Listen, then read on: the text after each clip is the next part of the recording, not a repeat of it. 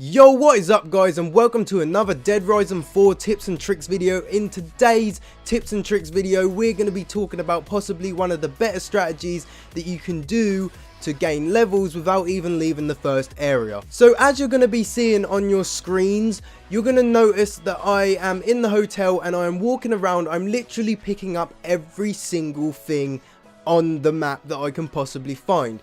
Why am I doing this? Well, basically it is important because later on when you get to a weapons cache or a weapons locker, you're going to be able to go into that weapons locker and actually summon or spawn in those items to use and use them for combos. You know, any weapon blueprints that you get later on in the game, you can use those for them, and more so to the point that there are ways that PP or the leveling up system works. Now, besides the fact that obviously they go into your weapons locker, this also adds them to PP trials. So there are certain PP trials in the game that you can do just from playing the game alone, but if you're a completionist like me, you're going to sit there and grind this out. So items picked up is one of the PP trials within the game, so you have to sit there and grind it out, and what you're going to do, as you're seeing in this video, is pick up all of these random miscellaneous things because they are going to help you in the long run, and obviously PP is what you need in order to level up. Now there are other things that you can use and they actually give you a little bit more PP than just grinding around. If that's not something that you want to do, then you can literally pick up keys for lockers, there'll be newspapers, audio logs on cell phones, and you can also find pictures of graffiti. So you can literally walk around, take a picture of some graffiti, and that will give you some PP, so that's an additional part to leveling up. You guys should have already guessed what else is very important when it comes to leveling up in this game, and obviously being in the first area, it's killing the hordes of zombies.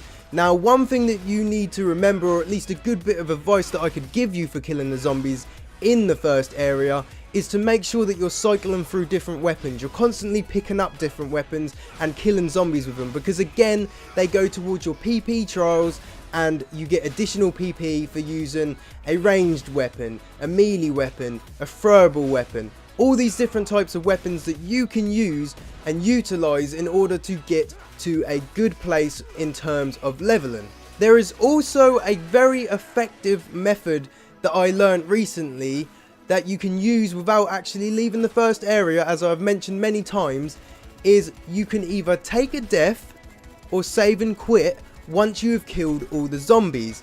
What this will essentially do is the game mechanics will say, oh okay, well he's coming back in, we can't just leave him with nothing. We have to give them something. So if you've killed every single zombie that you have seen up until that point, you can go back into the game, whether it be, like I said, a death or saving and quitting and re-logging, then you will get at least a decent amount of zombies. Now, I tried both methods, so I did the method without killing myself or without saving and quit, and I got to around level 8. If you save or quit or take a death, you can essentially get to level 10 without even progressing in the story. So to summarize, the best things that you can do is go around absolutely everywhere, make sure that you loot absolutely everything, kill every single zombie that you see, quit and relog if you want to, so you get more zombies and more opportunities to get more PP.